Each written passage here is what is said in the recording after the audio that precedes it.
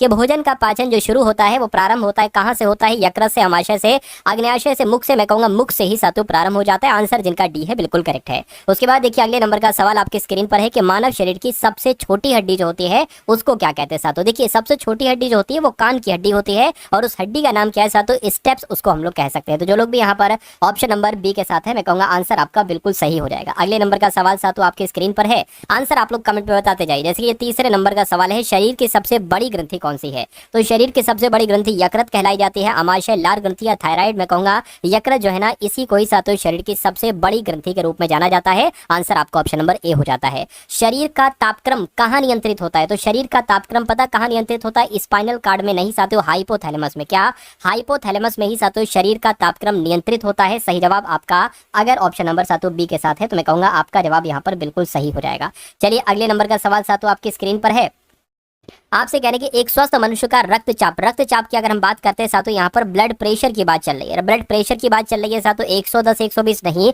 120 80 होता है। 120 और 80 ये जो होता है ये मनुष्य के, स्वस्थ मनुष्य का ब्लड प्रेशर होता है, रक्तचाप होता है, नॉर्मल ब्लड प्रेशर साथियों इसको कहा जाता है। चलिए उसके बाद देखिए अगले नंबर का सवाल साथियों आपके स्क्रीन पर है, देखिए और बताइए आपके सवाल का जवाब क्या होगा। कह रहे मनुष्य के मस्तिष्क की सबसे बाहरी झिल्ली कौन सी है। तो सबसे बाहरी झिल्ली की अगर हम बात करते हैं तो ड्यूरामीटर है। क्या है साथियों, ड्यूरामीटर। आप लोग याद रखेंगे कि यही मनुष्य के मस्तिष्क की सबसे बाहरी झिल्ली होती है, ड्यूरामीटर। आंसर आपका सी हो जाता है।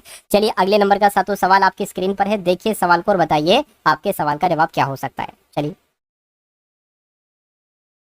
आपसे कह रही कि मछलियां किस अंग से सांस लेती हैं। तो मछलियों की अगर बात करते हैं ये नाक से सांस लेती हैं, नहीं त्वचा से, नहीं, ये गिल से, है ना, ये गिल से साथियों सांस लेती हैं। ये बात आप लोग यहाँ पर याद रखेंगे। सही जवाब जिनका ऑप्शन नंबर साथियों सी के साथ है तो बिल्कुल करेक्ट है। रक्त किस प्रकार का ऊतक है। तो रक्त की अगर बात करते हैं तो रक्त एक संयोजी ऊतक है। कैसा ऊतक है साथियों, रक्त एक संयोजी ऊतक है। ये बात भी आप लोग यहाँ पर याद रखेंगे। चलिए साथियों उसके बाद देखिए अगला सवाल कह रहे कि जो पित्त स्रावित होता है साथियों ये हृदय से होता है, अमाशय से होता है, आहार नाल से होता है या यकृत से होता है। तो आपको ये ध्यान रखना है ये यकृत से होता है। यकृत आपके सवाल का जवाब हो जाता है। उसके बाद देखिए अगले नंबर का सवाल साथियों आपकी स्क्रीन पर है, आपसे कह रहे हैं कि निम्नलिखित में से किसके द्वारा दूध खट्टा होता है। तो दूध खट्टा जो होता है ना ये वायरस के द्वारा हो जाता है या बैक्टीरिया के द्वारा होता है। दूध का खट्टा होना ये किसकी वजह से होता है, ये जीवाणु के द्वारा होता है, यानी कि ये बैक्टीरिया के द्वारा साथियों होता है। अगला सवाल आपकी स्क्रीन पर है, कह रहे कि कुत्ते के काटने से जिस विषाणु के द्वारा घात रोग उत्पन्न होता है उसको क्या कहा जाता है। उसको क्या कहा जाता है, उसको हाइड्रोफोबिया कहा जाता है। ठीक है ना, आपको ध्यान रखना है ये क्वेश्चन साथियों इंपॉर्टेंट है, आपके एग्जाम में इस बार आएगा ही आएगा। कह रहे कि कुत्ते के काटने से जिस विषाणु के द्वारा घात रोग उत्पन्न होता है वो साथियों हाइड्रोफोबिया कहलाया जाता है। मनुष्य के रक्त का पीएच मान कितना होता है साथियों बता दीजिए। 7.9 होता है, 7.7 होता है, 7.4 होता है या 8.4 होता है। तो आपका जवाब अगर ऑप्शन नंबर सी के साथ है तो आपका जवाब बिल्कुल करेक्ट है। मनुष्य के रक्त का पीएच मान जो होता है वो 7.4 ही होता है। मनुष्य शरीर में पसलियों की संख्या कितनी होती है, 10 जोड़ी होती है, 12 जोड़ी होती है, 14 जोड़ी या 11 जोड़ी। तो आपको यहाँ पर ये ध्यान रखना है 12 जोड़ी होती है ना। मनुष्य के शरीर में पसलियों की संख्या जो होती है साथियों वो 12 जोड़ी होती है। सही जवाब आपका अगर ऑप्शन नंबर बी तो बिल्कुल करेक्ट है। अगला सवाल आपकी स्क्रीन पर है, यानी कि वृक्क यानी कि किडनी इसका वजन कितना होता है बताइए साथियों। वृक्क यानी कि किडनी इसका वजन कितना होता है, क्या 135 ग्राम होता है, 160 ग्राम का होता है या 185 ग्राम का, 150 ग्राम का। तो आपको ध्यान रखना है कि 150 ग्राम का साथियों हमारी किडनी का वजन होता है, वृक्क का वजन होता है। तो आंसर आप लोग साथियों कमेंट में बताते रहिए भाई, आंसर आप लोग के आना चाहिए साथियों, इसलिए आंसर आप लोग कमेंट में बताते जाइए। मेरी नजर साथियों आपके कमेंट की तरफ ही है। उसके बाद देखिए यानी कि इंसुलिन की कमी से उत्पन्न होने वाला रोग कौन सा होता है, फटाफट आपके कमेंट का इंतजार है। दमा होता है, टीबी हो जाता है रोग, डायबिटीज होता है या ये तीनों हो जाते हैं। तो आपको यहाँ पर ध्यान रखना है डायबिटीज हो जाती है सर। तो इंसुलिन की कमी से कौन सा रोग होता है, मैं कहूंगा डायबिटीज हो जाती है। तो डायबिटीज आपके सवाल का बिल्कुल सही जवाब हो जाएगा। है कि आंख में किस भाग के नष्ट होने पर आंखों की रोशनी समाप्त हो जाती है। तो क्या आपके सवाल का जवाब हो सकता है साथियों, अगर आपका जवाब रेटिना, आइरिस, कॉर्निया है या पुपिल है, क्या आपका जवाब है मुझे बता दीजिए। चलिए तो कॉर्निया अगर आपका जवाब है तो मैं कहूंगा आपका जवाब साथियों यहाँ पर बिल्कुल करेक्ट हो जाता है। ठीक है ना। उसके बाद देखिए साथियों अगले नंबर का सवाल है, आपसे कहा यहाँ पर जा रहा है कि लाल रक्त कण का निर्माण कहाँ पर होता है। तो लाल रक्त कण का निर्माण कहाँ पर होता है ये बात आपको यहाँ पर साथियों बताना है। तो ऑप्शन नंबर बी अगर बात करते हैं लाल अस्थि मज्जा में होता है लाल रक्त कण का निर्माण, यानी कि आरबीसी का निर्माण लाल अस्थि मज्जा में होता है। ये बात आपकी बिल्कुल सही हो जाएगी। उसके बाद देखिए अगला सवाल है, कह रहे कि कशेरुक दंड में हड्डियों की कुल संख्या पाई जाती है। तो कितनी पाई जाती है साथियों, फटाफट आप लोग मुझे बता दीजिए कितनी पाई जाती है। तो अगर आपका जवाब साथियों यहाँ पर 33 है तो मैं कहूँगा आपका जवाब बिल्कुल सही हो जाएगा। क्यों, क्योंकि कशेरुक दंड में हड्डियों की कुल संख्या जो पाई जाती है वो 33 पाई जाती है और ये आपका इंपॉर्टेंट क्वेश्चन है, आपके एग्जाम में आएगा। उसके बाद देखिए अगला सवाल, मानव शरीर में रक्त कहाँ शुद्ध होता है बताइए। रक्त क्या हृदय में शुद्ध होता है? नहीं। रक्त क्या फेफड़ों में शुद्ध होता है? नहीं। वृक्क का काम होता है साथियों रक्त को शुद्ध करना, यानी कि किडनी का काम होता है। किसका काम होता है साथियों? किडनी का काम होता है। आंसर आपका ऑप्शन नंबर सी होगा। डी का रासायनिक नाम आपसे पूछा जा रहा है साथियों, मैं कहूंगा कैल्सीफेरोल की अगर बात करें तो कैल्सीफेरोल ही विटामिन डी का एक रासायनिक नाम है। आंसर आपका डी हो जाता है। उसके बाद देखिए साथियों अगले नंबर का सवाल है, मानव शरीर में आयोडीन की कमी से उत्पन्न रोग कौन सा होता है? बताइए। आयोडीन की कमी से क्या ग्वाइटर रोग हो जाता है ना? बताइए फटाफट साथियों कमेंट में आप लोग मुझे बताइए। या स्कर्वी रोग हो जाता है साथियों, पोलियो हो जाता है, या रिकेट्स नाम का रोग हो जाता है? आप लोग का आंसर साथियों यहाँ पर आना चाहिए। तो मैं कहूंगा ग्वाइटर रोग नामक हो जाता है साथियों, घेंगा रोग हो जाता है। इसलिए सही जवाब अगर आपका ऑप्शन नंबर ए के साथ है तो बिल्कुल सही है। चलिए साथियों अगले नंबर का सवाल देखिए, किडनी का मुख्य कार्य क्या है? तो किडनी का मुख्य कार्य क्या है आप लोग मुझे बता दीजिए। क्या किडनी का मुख्य कार्य शरीर से अपशिष्ट पदार्थों का उत्सर्जन करना है, या शरीर के तापमान को नियंत्रित करना है, या अगर बात करते हैं साथियों यहाँ पर रक्त दाब का नियंत्रण करना, या पाचन क्रिया में सहयोग करना है? मैं कहूंगा शरीर के अपशिष्ट पदार्थों का उत्सर्जन करना ही यही साथियों किडनी का मुख्य कार्य होता है। आंसर आपका ऑप्शन नंबर ए हो जाएगा। उसके बाद देखिए अगला सवाल है, यानी कि कौन सा विटामिन सूर्य की रोशनी में बनता है? यानी कि सूर्य की रोशनी में तो विटामिन डी बनता है, तो विटामिन डी आपके सवाल का बिल्कुल सही जवाब हो जाता है। उसके बाद देखिए वयस्क मानव में दांतों की कुल संख्या कितनी होती है? तो जो वयस्क मानव होता है ना साथ, तो इसमें दांतों की कुल संख्या कितनी मानी गई है? 32 मानी गई है। तो 32 आपके सवाल का सही जवाब हो जाता है। चलिए भाई उसके बाद देखिए कहा जा रहा है कि वायरस से फैलने वाला, इसमें से कौन सा रोग वायरस से फैलता है? देखिए एड्स भी वायरस से फैलता है, चेचक रोग भी वायरस से फैलता है, खसरा रोग भी वायरस से फैलता है। यानी कि ये सारे के सारे रोग जो है ना, ये सारे के सारे रोग वायरस से ही फैलते हैं। अगला देखिए मनुष्य के शरीर का सबसे बड़ा अंग इसमें से कौन सा है? तो फेफड़े हैं, वृक्क है, धमनी है, त्वचा है। यानी कि स्किन की अगर हम बात करें तो त्वचा जो है यही मानव के शरीर का सबसे बड़ा अंग कहलाई जाती है। इसलिए राइट आंसर आपका डी हो जाता है, यानी कि 4 हो जाता है। मच्छर द्वारा फैलने वाला रोग कौन सा है? मच्छर के काटने से देखिए मलेरिया फैलता है, मैं कहूँ बिल्कुल। डेंगू ज्वर भी होता है, पीत ज्वर भी होता है। यानी कि ये सारे के सारे रोग जो है ना, ये मच्छर के द्वारा ही फैलते हैं। सही जवाब आपका ऑप्शन नंबर डी हो जाता है। कह रहे कि मूत्र की मात्रा का नियंत्रक है, मूत्र की मात्रा का नियंत्रक जो है वो एंटीडायूरेटिक हार्मोन है। आपसे पूछा जाएगा कि कौन सा हार्मोन मूत्र की मात्रा का नियंत्रक है? एंटीडायूरेटिक हार्मोन है। आंसर आपका ऑप्शन नंबर ए हो जाएगा। और ये वाकई में साथ ही इंपॉर्टेंट क्वेश्चन है। कह रहे कि पसीना शरीर को ठंडा करता है, क्यों? क्योंकि पानी ऊष्मा का हीन चालक है, पानी की विशेष ऊष्मा उच्च होती है, पानी ऊष्मा का हीन चालक है, वाष्पीकरण के लिए गुप्त ऊष्मा की आवश्यकता होती है। क्या आपका जवाब होगा बताइए?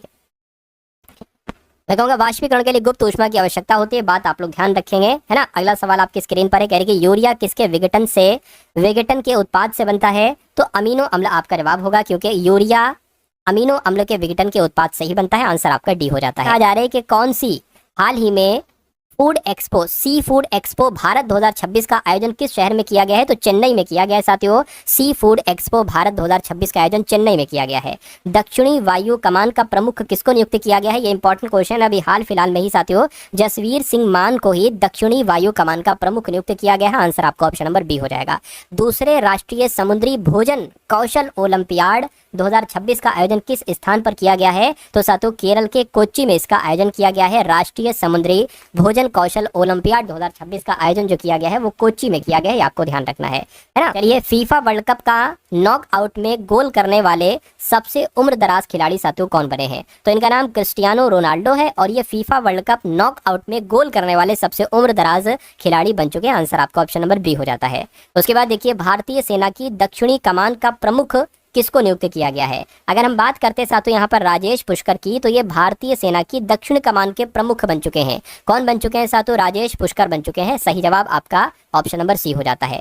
किस देश के प्रधानमंत्री अलेक्जेंडर मुंटेनू ने अपने पद से इस्तीफा दे दिया है? तो मैं कहूंगा साथियों मोल्दोवा देश के। क्या? मोल्दोवा देश के प्रधानमंत्री अलेक्जेंडर मुंटेनू ने अपने पद से इस्तीफा दे दिया है। सही जवाब आपका बी हो जाता है। हिंदुस्तान कॉपर लिमिटेड के नए अध्यक्ष और प्रबंध निदेशक किसको नियुक्त किया गया है? तो इनका नाम आप लोग जरा याद रखेंगे, अनुपम मिश्रा इनका नाम है। और क्वेश्चन भी साथियों इंपॉर्टेंट है। हिंदुस्तान कॉपर लिमिटेड के नए अध्यक्ष भी अनुपम मिश्रा जी बने हैं, और प्रबंध निदेशक भी अनुपम मिश्रा जी ही बने हैं। चलिए उसके बाद देखिए गृह मंत्रालय में अतिरिक्त सचिव किसको नियुक्त किया गया है? तो इनका नाम है साथियों प्रशांत सीताराम, और प्रशांत सीताराम ही गृह मंत्रालय में अतिरिक्त सचिव के रूप में नियुक्त किए गए हैं। चलिए उसके बाद देखिए साथियों अगला सवाल कह रहे कि किस राज्य के पैरा एथलीट होकाटो होटोजू सेमा पुरुषों के शॉर्ट पुट F57 इवेंट में दुनिया के नंबर 1 खिलाड़ी बन चुके हैं? तो आपका जवाब साथियों नागालैंड हो जाएगा। नागालैंड आपके सवाल का जवाब है। अगला देखिए, भारतीय यूपीआई को अपनाने वाला 10वां देश कौन सा बन चुका है? तो ग्रीस देश की अगर बात करें तो ग्रीस देश यूपीआई को अपनाने वाला 10वां देश बन चुका है। आंसर आपका ऑप्शन नंबर सी हो जाता है। जुलाई 2026 में यूरोपीय संघ परिषद के अध्यक्ष किसको नियुक्त किया गया? बहुत इंपॉर्टेंट क्वेश्चन है साथियों। तो आयरलैंड आपका जवाब होगा। क्यों? क्योंकि जुलाई 2026 यानी कि अभी हाल फिलहाल की बात है ना, इसी महीने की बात है। यूरोपीय संघ परिषद के नए अध्यक्ष जो बना है साथियों वो आयरलैंड बना है साथियों। आंसर आपका ऑप्शन नंबर, परिषद का अध्यक्ष जो बना है वो आयरलैंड बना है। आंसर आपका सी हो जाता है। उसके बाद देखिए, आपसे कहा जा रहा है कि भारतीय रिजर्व बैंक के नए एग्जीक्यूटिव डायरेक्टर किसको नियुक्त किया गया है? तो इनका अगर बात करते हैं साथियों, क्या आपके सवाल का जवाब हो सकता है रविशंकर जो है ना, ये भारतीय रिजर्व बैंक के नए एग्जीक्यूटिव डायरेक्टर नियुक्त किए गए हैं। सही जवाब आपका ऑप्शन नंबर बी हो जाता है। जलवायु और भौगोलिक डेटा के आधार पर डेंगू के जोखिम का आकलन करने के लिए किस आईआईटी ने क्लाइमेट मॉडल विकसित किया है? तो आईआईटी खड़गपुर की अगर हम बात करते हैं तो जलवायु और भौगोलिक डेटा के आधार पर डेंगू के जोखिम का आकलन करने के लिए आईआईटी खड़गपुर ने क्लाइमेट मॉडल विकसित किया है। सही जवाब आपका डी हो जाता है। उसके बाद देखिए, आपसे कह रहे हैं कि हाइड्रो पावर आउटलुक 2026 के अनुसार भारत को स्थापित जल विद्युत मामले में कौन सा स्थान दिया गया है? तो भारत की अगर बात करते हैं साथियों 5वां स्थान दिया गया। कौन सा स्थान दिया गया है? 5वां। यानी कि वर्ल्ड हाइड्रो पावर आउटलुक 2026 के अनुसार भारत को स्थापित जल विद्युत मामले में 5वां स्थान दिया गया है। अगला सवाल देखिए, गंभीर रूप से सूखने के कारण चर्चा में रही मलप्रभा नदी मुख्य रूप से किस राज्य में बहती है? तो मलप्रभा नदी की अगर हम बात करते हैं तो ये तो कर्नाटक में बहती है। मलप्रभा नदी कहाँ पर बहती है? कर्नाटक में बहती है। आंसर आपका ऑप्शन नंबर सी होगा। चीफ ऑफ स्टाफ कमेटी के अध्यक्ष के एकीकृत रक्षा स्टाफ प्रमुख के रूप में साथियों किनको नियुक्त किया गया है? तो इनका नाम है तेजिंदर सिंह, और तेजिंदर सिंह को ही चीफ ऑफ स्टाफ कमेटी के अध्यक्ष के एकीकृत रक्षा स्टाफ प्रमुख के रूप में नियुक्त किया गया है। हेलीकॉप्टर ऑपरेशन के लिए भारत की पहली सैटेलाइट आधारित लैंडिंग प्रक्रिया को किस राज्य में मंजूरी दी गई है? तो मैं कहूंगा आंध्र प्रदेश में मंजूरी दी गई है। तो आंध्र प्रदेश आपके सवाल का जवाब होगा। अगला देखिए, भारत सरकार ने किसे मलेशिया में अपना उच्चायुक्त नियुक्त किया? 50 तक सवाल देखें, उसके बाद रीजनिंग के सवाल शुरू हैं। देखिए साथियों, सोमनाथ घोप आपके सवाल का जवाब होगा। यानी कि भारत सरकार ने सोमनाथ घोप को मलेशिया में अपना उच्चायुक्त नियुक्त किया है। 54वीं वर्ल्ड रोइंग चैंपियनशिप 2026 का आयोजन कहां पर किया जाएगा? तो मैं कहूंगा नीदरलैंड में साथियों 54वीं वर्ल्ड रोइंग चैंपियनशिप 2026 का आयोजन किया जाएगा। किस राज्य सरकार ने अल्पसंख्यक शिक्षा प्राधिकरण बनाया है? बताइए। तो मैं कहूंगा ये काम उत्तराखंड ने किया है। यानी कि उत्तराखंड राज्य सरकार ने अल्पसंख्यक शिक्षा प्राधिकरण बनाया है। ये भी सवाल अच्छा है। जा रहे कि मुझे भोजन पकाना पसंद है, कथन कह रहा है। कथन में ये कह रहा है, और धारणा देखते हैं हम लोग क्या धारणा में यहाँ पर कहा जा रहा है। आपसे कहा जा रहा है कि मुझे भोजन पकाना पसंद है, ठीक है, मैं एक शेफ बनना चाहता हूँ, ठीक है। आप धारणा देखिए, मैं एक शेफ हूँ। भाई साहब वो कह रहा है मैं एक शेफ बनना चाहता हूँ, ये कह रहे हैं मैं एक शेफ हूँ। आप शेफ नहीं, आप शेफ बनना चाहते हैं, तो ये गलत हो जाएगा। पहली वाली धारणा, मैं एक शेफ नहीं हूँ, ये बिल्कुल सही है। मैं एक शेफ नहीं हूँ, वो कह रहा है मैं बनना चाहता हूँ, तो जाहिर सी बात है मैं एक शेफ नहीं हूँ, है ना। तो कुल मिला के दूसरा वाला सही है, पहला वाला आपका जो होगा वो गलत हो जाएगा। चलिए साथों, अच्छा अब यहाँ से अगर बात करें ना, तो ये दूसरा सवाल आपका स्टार्ट हो चुका है। एक सेकेंड, ये है ना, ये दूसरा वाला आपका सवाल शुरू हो चुका है। इसको आपको क्रम से लगाना है। पत्र, डाकिया, वितरण, पत्र पेटिका, डाकखाना। देखिए सबसे पहले नंबर पर मेरे हिसाब से पत्र आएगा, यानी कि ये पहला हो जाएगा पत्र, है ना। पहले नंबर पर डाकिया, वितरण, पत्र पेटिका, यानी कि उस पत्र को आप पत्र पेटिका में डालेंगे, ठीक है। एक के बाद 4 आ जाएगा। फिर पत्र पेटिका के बाद साथियों डाकखाने में होगा, है ना। डाकखाना तीसरे नंबर पर आ जाएगा, यानी कि 5 नंबर। फिर उसके बाद उसको डाकिया लेने आएगा, है ना। फिर वितरण हो जाएगा, वो तो 2 हो जाएगा और 3 हो जाएगा। 145, 23 कहाँ पर लिखा हुआ है? 145, 23 ऑप्शन नंबर ए में लिखा हुआ है। तो जिनका आंसर ऑप्शन नंबर ए के साथ है, मैं कहूंगा आंसर आपका बिल्कुल करेक्ट हो जाएगा। चलिए साथ, उसके बाद देखिए अगला सवाल आपकी स्क्रीन पर है। आपसे यहां पर कहा जा रहा है, आपसे यहां पर कहा जा रहा है कि दिए गए शब्द में अक्षरों के ऐसे कितने जोड़े हैं जितने के अंग्रेजी वर्णमाला में। अब इस टाइप का सवाल साथों एक आपसे पूछा ही पूछा जाता है। मैं आपको समझा देता हूं इस सवाल को आप कैसे कर सकते हैं। देखिए कॉरपोरेशन, कॉरपोरेशन लिखा हुआ है TION। इस सवाल को कैसे करेंगे ये मैं आपको समझा रहा हूँ। देखिए अंग्रेजी वर्णमाला में, जैसे कि मान लीजिए अब मुझे एक चीज यहाँ पर दिख रही है, O और P या P और O। अंग्रेजी वर्णमाला में भी इनके बीच में कोई लेटर नहीं होता है और यहाँ पर भी कोई लेटर नहीं है, तो ये हमें साथियों एक मिल गया, यानी कि एक जोड़ा हमें मिल चुका है। उसके बाद देखिए साथियों और कुछ मिल रहा है क्या? देखिए हमें T और R मिल गया, यानी कि R है ना, ST। तो R और T के बीच भी एक लेटर होता है अंग्रेजी वर्णमाला में, और यहाँ पर भी है, तो ये हमें साथियों दूसरा जोड़ा मिल गया। उसी प्रकार और देखिए एक ये मिल गया ON, यानी कि NO के बीच भी एक कोई लेटर नहीं होता है, तो ये हमें तीसरा जोड़ा मिल गया। और देखिए जरा साथियों CORPOT। यहाँ पर साथियों देखिए P से यानी कि P और T, P 16 पर T 20 पर, है ना, 16 17 18 19 20, बिल्कुल साथियों एक और हमें जोड़ा मिल गया, ठीक है ना। और कोई साथियों बच रहा है, और कोई बच रहा है तो मुझे साथियों आप लोग यहाँ पर बताइए।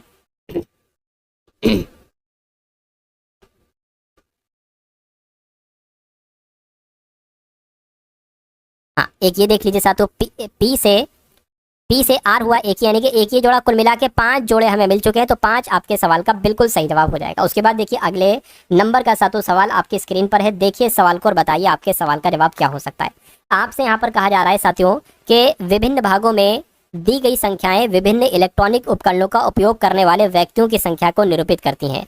कितने लोग लैपटॉप और टेलीविजन दोनों का उपयोग करते हैं? देखिए लैपटॉप का उपयोग करने वाले ये हैं और टेलीविजन का उपयोग करने वाले ये हैं। कहने के कितने लोग लैपटॉप का भी और टेलीविजन का भी उपयोग करते हैं, बस इतनी सी बात आपसे यहाँ पर साथियों पूछी जा रही है। तो यहाँ पर अगर बात करते हैं, मैं कहूँगा 19 और 23 ये ऐसे हैं, 19 प्लस 23 जो कि लैपटॉप का भी इस्तेमाल करते हैं और टेलीविजन का भी इस्तेमाल करते हैं, तो ये तो 42 लोग हो जाएंगे। तो 42 आपके सवाल का जवाब हो जाएंगे, यानी कि 42 लोग लैपटॉप का भी इस्तेमाल करते हैं और टेलीविजन का भी इस्तेमाल करते हैं। उसके बाद देखिए अगले नंबर का सवाल है, आप अब देखिए ये सवाल बहुत शानदार है, अगर आप अपने एग्जाम को पास करना चाहते हैं तो थोड़ा सा दिमाग लगाइए और इस सवाल का जवाब दे दीजिए। 3 18 6 27 9, देखिए सर थोड़ा सा दिमाग लगाएंगे, आप देखेंगे 3 और 6 को गुणा करके ये नंबर बनाया गया 18, यानी कि 3 छंग 18, ठीक है। उसी प्रकार 3 और 9 को गुणा करके ये नंबर बनाया गया 27, 3 नीम 27। तो ये नंबर अगर आपको प्राप्त करना है तो 6 नीम कितना हो जाएगा साथियों? 6 नीम आपका 54 हो जाएगा, यानी कि यहाँ पर 54 आ जाएगा। और 54 आपका कौन से ऑप्शन में लिखा हुआ है? ऑप्शन नंबर सी में लिखा हुआ है, सॉरी ऑप्शन नंबर ए में लिखा हुआ है। तो जिनका आंसर यहाँ पर ऑप्शन नंबर ए के साथ है, तो मैं कहूँगा आंसर आपका बिल्कुल सही हो जाएगा। उसके बाद देखिए अगले नंबर का साथियों सवाल, देखिए यहाँ पर अगर बात करते हैं साथियों, देखिए QDS है, NET है, KFU है, HGV है, कौन से 3 लेटर यहाँ पर साथियों आए, ये बात आपसे पूछी जा रही है। देखिए साथियों जैसे कि ये Q है, Q से यहाँ पर क्या हुआ है? N हो गया है। Q से यहाँ पर क्या हुआ है? N हुआ है, यानी कि इसमें तो 3 घटाया गया है। N से यहाँ पर क्या हुआ है? यहाँ पर भी साथियों 3 घटाया गया है। K से यहाँ पर H हुआ है, यहाँ पर भी 3 घटाया गया, तो यहाँ पर भी 3 घटाया जाएगा। तो 3 घटाओगे साथियों E आ जाएगा, ठीक है। E कहाँ पर है? यहाँ पर नहीं है, E सिर्फ यहाँ पर है, यानी कि हो सकता है यही आंसर हो। उसके बाद अगर बात करते हैं साथियों D से E, D E F G, तो H यहाँ पर आ जाएगा, तो देखिए H यहाँ पर भी है, यानी कि यही हमारे और आपके सवाल का बिल्कुल सही जवाब हो गया। तो यहाँ पर विजय पाल आंसर कर रहे हैं, अनुपम आंसर कर रहे हैं, बाल मुकुंद है ना, अनुपम है, अंतिमा है, संजय है, सभी लोग साथियों आंसर करते रहिए, मुझसे पहले आपका आंसर आना चाहिए। बहुत शानदार सवाल है और एक ऐसा सवाल आपके एग्जाम में आएगा ही आएगा, ये बात साथियों आप लोग ध्यान कर लीजिए। और इस सवाल का जवाब मुझे आपसे चाहिए। चलिए, कहने के 6 व्यक्ति हैं U, V, W, X, Y और Z में से ये ज्ञात कीजिए कि U कम से कम 3 व्यक्तियों से लंबा है, ठीक है। W की अगर बात करते हैं V से लंबा है, जो ठीक एक व्यक्ति से लंबा है। अच्छा भैया, तो यहाँ पर एक काम साथियों आप ये कर लीजिए, V से लंबा कौन है? W है, तो V से लंबा कौन हो जाएगा? V से लंबा कौन हो जाएगा? W हो जाएगा, तो W हम ऊपर रखें क्योंकि ये लंबा है। V से लंबा है जो ठीक एक व्यक्ति से लंबा है, जो का मतलब होता है दूसरा वाला, पहला वाला W है, दूसरा वाला V है, यानी कि V जो है ना ये एक व्यक्ति से लंबा है। V एक व्यक्ति से लंबा है, यानी कि अभी यहाँ पर एक पोजीशन और आएगी, एक पोजीशन आएगी, उसके बाद नीचे कोई नहीं है, सारे के सारे ऊपर होंगे। तो 1 2 3 4 5 और 6 लोग हो गए। उसके बाद कह रहे हैं कि W से छोटा नहीं है X है, W से छोटा नहीं है सातों X है, ठीक है, तो बड़ा होगा। Y U से लंबा है, Y U से लंबा है और X U से छोटा। देखिए कहने के क्या कहा जा रहा है साथियों, X W से छोटा नहीं है तो W से बड़ा होगा, ठीक है। उसके बाद कहने के X U से छोटा है, यानी कि U से छोटा कौन है साथियों? U से छोटा X है। कहने के Y U से लंबा, U से लंबा कौन है? Y है। अब बचा एक यहाँ पर, उनमें से चौथा सबसे लंबा कौन है? यहाँ पर कौन आ जाएगा साथियों? देखिए एक बार फिर से करा लेते हैं साथियों, यहाँ पर हम लोग कह रहे कि W V से लंबा है, W जो है ना V से लंबा हो गया, जो ठीक एक व्यक्ति से लंबा है, ठीक है। W से छोटा नहीं है X, ये भी हो गया। U से लंबा Y। अच्छा अब एक ही तो बचा है Z, तो Z यहाँ पर आ जाएगा, सिंपल सी बात है। चलिए, तो अब सवाल पूछा जा रहा है उनमें से चौथा सबसे लंबा कौन है, तो चौथा सबसे लंबा कौन हो जाएगा? मैं कहूँगा X हो जाएगा, तो X आपके सवाल का बिल्कुल सही और सटीक जवाब हो जाता है। चलिए साथियों, उसके बाद देखिए एक और बेहतरीन लेवल का साथियों सवाल आपके स्क्रीन पर आ चुका है। देखिए ये मैं भी पहली बार कहीं ना कहीं सवाल देख रहा हूँ, है ना, और आप भी हो सकता हो पहली बार इस सवाल को सॉल्व कर रहा हो, जैसे मैं पहली बार सॉल्व कर रहा हूँ, आप भी हो सकता हो पहली बार सॉल्व कर रहा हो। बस मुझे इतना पता है कि सवाल जैसा जैसा कह रहा है मुझे वैसा वैसा करना है ना। सवाल जैसा जैसा कह रहा है बस मुझे वैसा वैसा करना है, मैं राइट आंसर तक खुद ब खुद पहुंच जाऊंगा। कहने के 7 व्यक्ति हैं A B C D E F G, सीधी पंक्ति में उत्तर की ओर मुंह करके बैठे हैं, ठीक है भैया। तो 1 2 3 4 5 6 और 1 7 यहाँ पर 7, ये 7 लोग यहाँ पर मैंने बैठा दिए। सभी का मुंह जो है ना वो उत्तर की तरफ है, ठीक है, उत्तर की तरफ है। यानी कि सी के बाईं ओर मात्र 2 व्यक्ति बैठे हैं, सी के बाईं ओर, तो सी मेरे हिसाब से यहाँ पर आएगा। सी के बाईं ओर 2 व्यक्ति बैठे हैं केवल। ए और बी के मध्य मात्र 2 व्यक्ति बैठे। एक काम करिए, देखिए ए भी यहाँ पर भी है, ए भी यहाँ पर भी है, तो आप ए बी को सबसे पहले सॉल्व करिए, है ना। कहा जा रहा है कि ए के बाईं ओर बैठा है बी, तो ए को आप कहीं पर भी बैठा लीजिए। मान लीजिए ए को आपने यहाँ पर बैठा लिया, तो ए के बाईं ओर, है ना, ए के बाईं ओर बैठता है साथियों बी, ठीक है। और यहाँ पर कहने के ए और बी के मध्य मात्र 2 व्यक्ति हैं। अच्छा भैया, तो एक काम करिए साथियों, अच्छा बाएं बैठेगा, तो एक काम करिए, ए को यहाँ पर आप ना बैठा लिए, ए को आप यहाँ पर बैठा दीजिए या यहाँ पर बैठा दीजिए। ए के बाईं ओर बी बैठा है और ए और बी के 2 व्यक्ति बैठे, ए और बी के बीच में 2 व्यक्ति बैठे, तो 1 2 यानी कि बी आपका यहाँ पर आ जाएगा, बिल्कुल क्लियर बात है। उसके बाद कह रहे हैं कि ई दाईं ओर है ए का, ए के दाईं ओर कौन है, ई है, तो ए के दाईं ओर ई है, यानी कि ई आपका यहाँ पर आ जाएगा। उसके बाद देखिए यानी कि मात्र एक व्यक्ति डी के दाईं ओर बैठा हुआ है, डी के दाईं ओर सिर्फ एक व्यक्ति बैठा है। तो एक काम करिए साथियों, आप जो है ना, आप एक इधर बढ़ा लीजिए और इधर से एक कट कर दीजिए, क्योंकि एक बात यहाँ पर कही गई है कि डी के दाईं ओर सिर्फ एक व्यक्ति बैठा है। अगर हम डी को यहाँ पर बैठा दें तो देखिए डी के दाईं ओर सिर्फ और सिर्फ एक व्यक्ति बैठा है। ये बात क्लियर हो गई है ना। चलिए अब एक बार फिर से सवालों को पढ़ ले। अच्छा इसको कर लीजिए, एफ बी का निकटतम पड़ोसी नहीं है, यानी कि एफ यहाँ पर नहीं आएगा, एफ आपका यहाँ पर नहीं आएगा, तो एफ या तो यहाँ पर आएगा या एफ यहाँ पर आएगा। एक बार फिर से पढ़ लीजिए सवाल को, यानी कि सी के बाईं ओर दो व्यक्ति बैठे हैं, सी किधर गया, सी किधर गया। अच्छा फिर सी आपका जो है ना वो यहाँ पर आ जाएगा, क्योंकि सी के बाईं ओर 2 व्यक्ति बैठे हैं। और एफ की अगर बात करें, फिर एफ यहाँ पर नहीं आएगा, तो फिर एफ यहाँ पर ही आ जाएगा, और फिर बचा है जी, और जी आपका यहाँ पर आ जाएगा। तो कुल मिला के सवाल में पूछा गया है कि ई और बी के मध्य कितने व्यक्ति बैठे हैं, तो ई और बी के मध्य कितने व्यक्ति बैठे हैं, 1 2 3, 3 व्यक्ति बैठे हैं। तो 3 कहाँ पर लिखा हुआ है, 3 आपका ऑप्शन नंबर डी में लिखा हुआ है, ठीक है ना। चलिए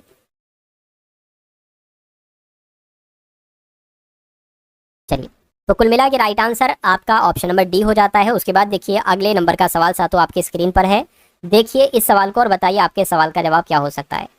देखिए आपसे कह रहे हैं कि 6 कर्मचारी हैं L N P R T और वी, एक वृत्ताकार मेज के चारों ओर केंद्र की ओर मुंह करके बैठे हुए हैं, ठीक है भैया। तो यहाँ पर कितने लोग बना लेते हैं, 6 लोग बना लेते हैं, 1 2 3 4 5 और 1 6, ये 6 लोग यहाँ पर हमने बना लिए। उसके बाद कहा जा रहा है कि वी एन के बाईं ओर दूसरे स्थान पर बैठा हुआ है, एल पी के तुरंत बाएं ओर बैठा हुआ है, आर पी के बाएं से दूसरे स्थान पर बैठा हुआ है, पी और एन के दाएं से तीसरे स्थान पर बैठा हुआ है। तो देखिए एन के बाएं कौन बैठा हुआ है दूसरे स्थान पर, वी, तो एन को आप कहीं पर बैठा लीजिए, सबका मुंह केंद्र की तरफ है। एन के बाएं दूसरे स्थान पर वी बैठा है, तो वी हमने बैठा लिया।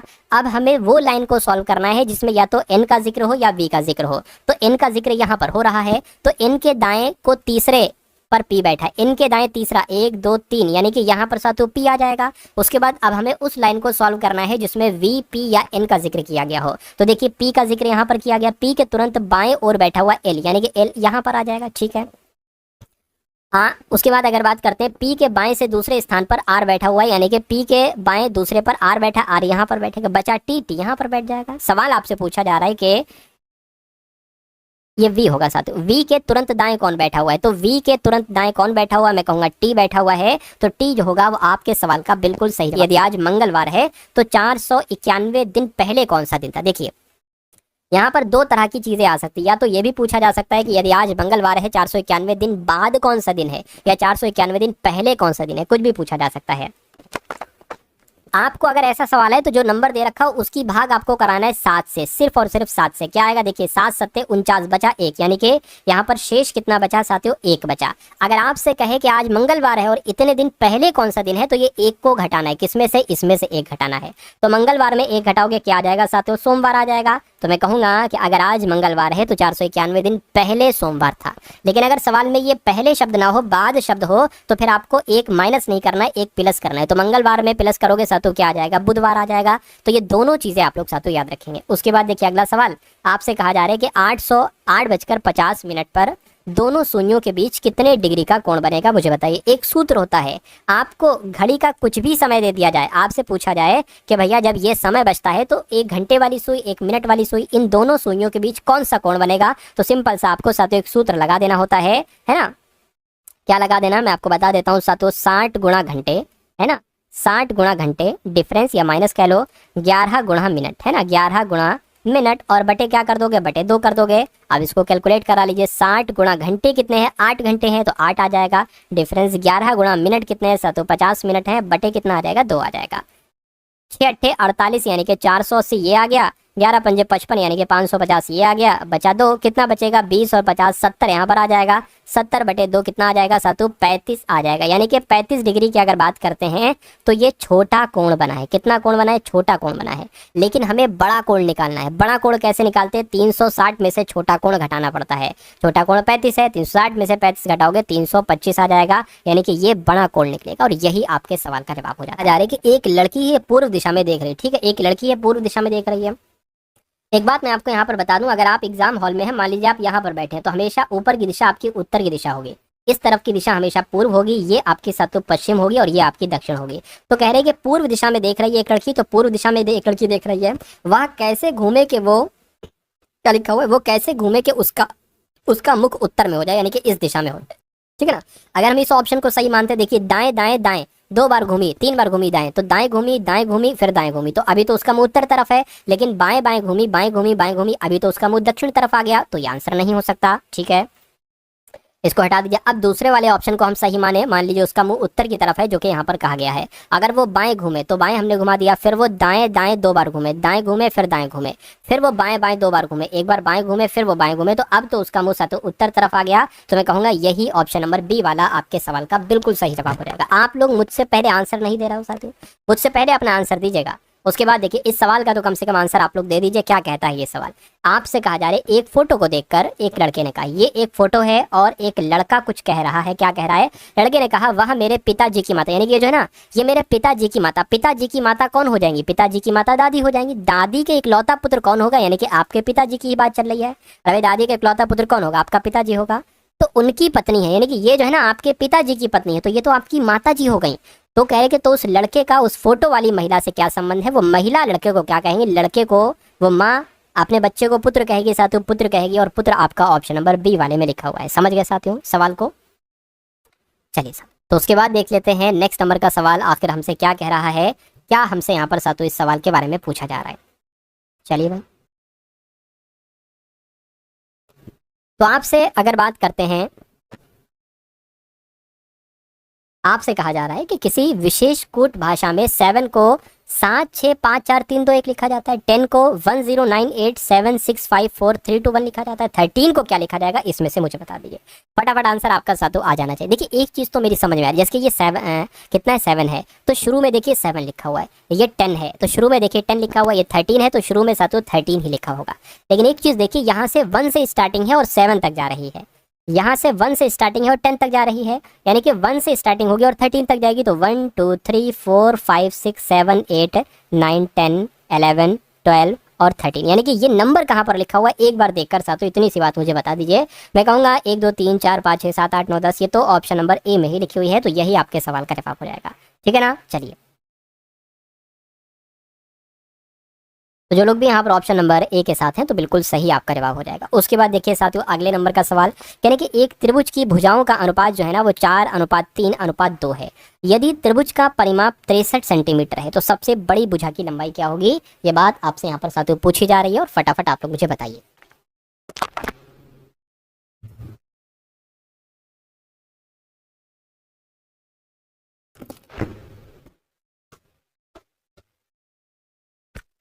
देखिए अगर यहाँ पर त्रिभुज का क्या दे रखा है साथियों, परिमाप दे रखा है। त्रिभुज का क्या दे रखा है, परिमाप दे रखा है, यानी कि इन अनुपातों को हम इस तरह से लिख लेंगे 4:x 3x और 2x लिख लेंगे। इनका योगफल ही साथियों ये परिमाप कहलाया जाता है, यानी कि इनका योगफल 63 होगा।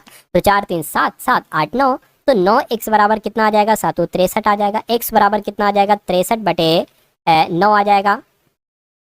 9 7 सातों 63 हो जाएगा, यानी कि x का मान तो निकल कर आ गया, कितना है सातों 7 है। ठीक है, कोई दिक्कत नहीं। लेकिन आपसे कह रहे सबसे बड़ी भुजा कौन सी है, तो सबसे बड़ी भुजा तो ये पहली वाली है 4x, यानी कि आपको सिर्फ और सिर्फ 4x का मान निकालना है। x बराबर 7 है तो 4x यानी कि 4 गुणा 7 कितना हो जाएगा, 28 हो जाएगा। यानी कि सबसे बड़ी भुजा जो होगी वो साथियों 28 सेंटीमीटर होगी। अगर आपसे सबसे छोटी भुजा पूछते तो 4 7 की गुणा आप किससे कर देते, 2 से 14 हो जाती। बीच की पूछते 7 या 21 हो जाती है। तो कुल मिला के आंसर आपका ऑप्शन नंबर डी हो जाता है। अगला सवाल आपकी स्क्रीन पर है, देखिए सवाल को और बताइए आपका जवाब साथियों क्या होगा।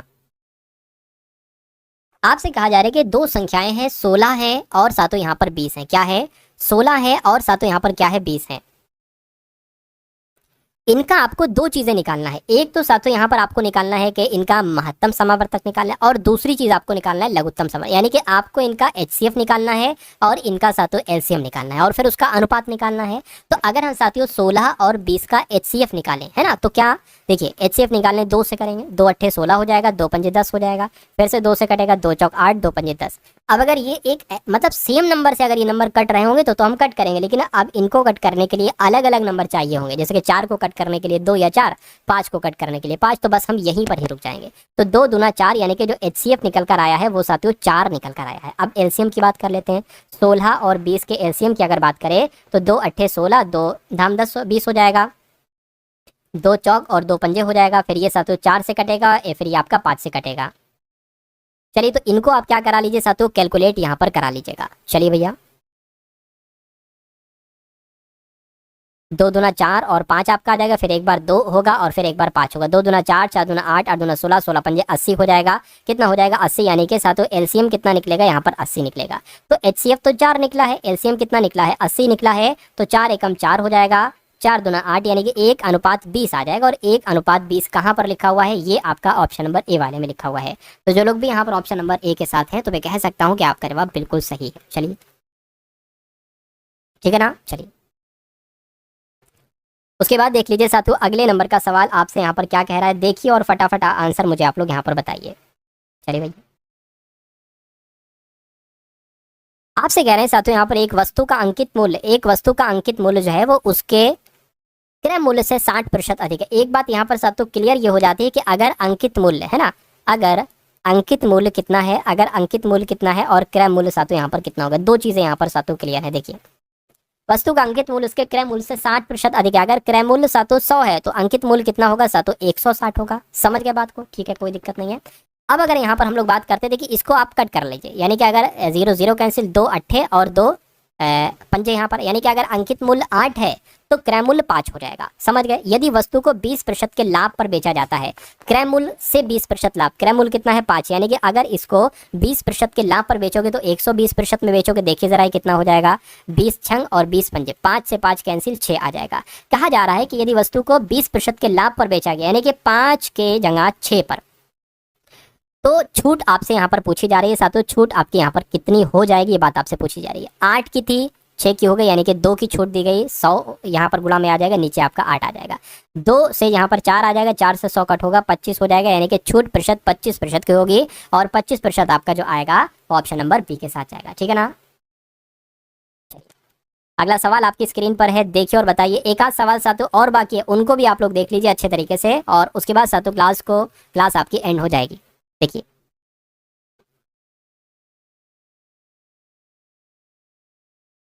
कहने कि 8 संख्याओं का औसत 44 है। तो 8 संख्याओं का औसत अगर 44 है, अब मैं अगर आपसे कहूं कि 8 संख्याओं का कुल मिला के योगफल कितना होगा, 8 संख्याओं का कुल योग कितना होगा, ये कैसे निकालेंगे? पहले पहली लाइन का मतलब तो समझ लीजिए। तो आप निकालेंगे 8 गुणा 44। ठीक है, ये बात आपकी क्लियर हो गई यहाँ पर।